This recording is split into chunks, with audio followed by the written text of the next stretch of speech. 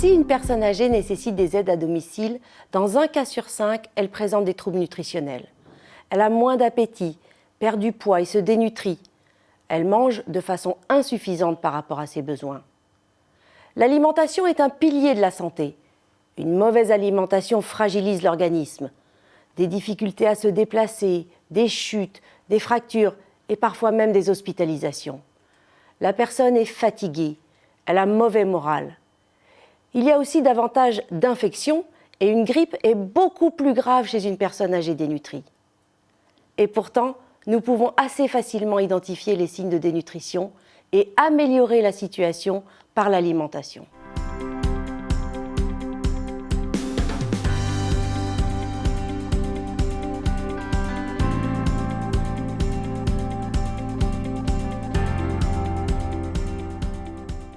Quels sont ces signes ?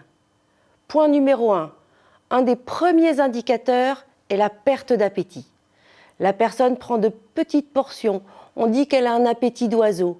Elle peut sauter des repas ou limiter son repas du soir à un potage et un fruit, par exemple. C'est insuffisant. Dans la cuisine, ouvrez les portes du réfrigérateur et des placards. Y a-t-il assez d'aliments ? Sont-ils encore frais ? Point numéro 2. Une personne âgée peut perdre la capacité à faire ses courses et perdre la motivation pour préparer ses repas. Des troubles du goût et de l'odorat aggravent les choses. L'alimentation devient monotone. C'est un risque de dénutrition. La répétition lasse, les mêmes repas, les mêmes aliments. Apprenez à connaître les habitudes alimentaires de la personne âgée pour l'aider à mieux manger. Plus il y aura de diversité au moment d'un repas, mieux elle s'alimentera. Point numéro 3. La perte de poids est le signe le plus important de la dénutrition. Une personne âgée fragile doit être pesée régulièrement, une fois par mois par exemple.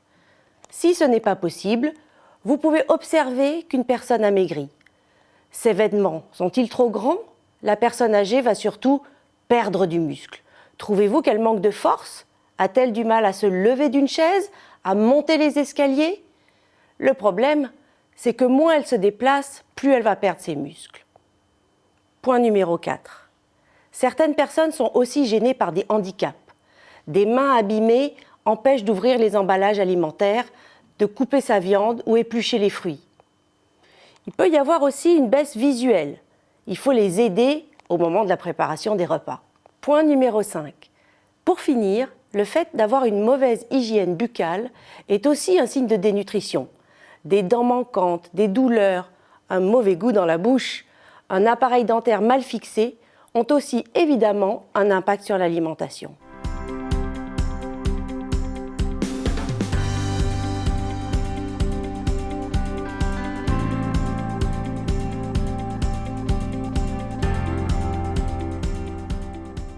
Les signes de dénutrition n'ont plus de secret pour vous.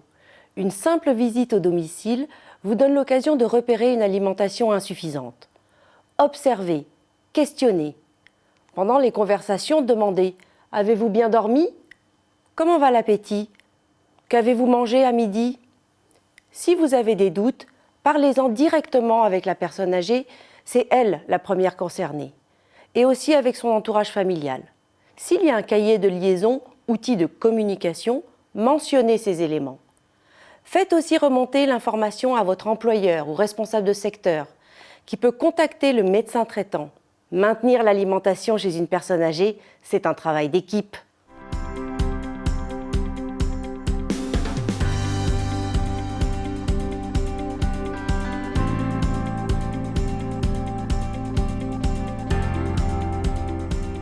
Pour vous entraîner, je vous propose de porter une attention particulière à la personne que vous accompagnez.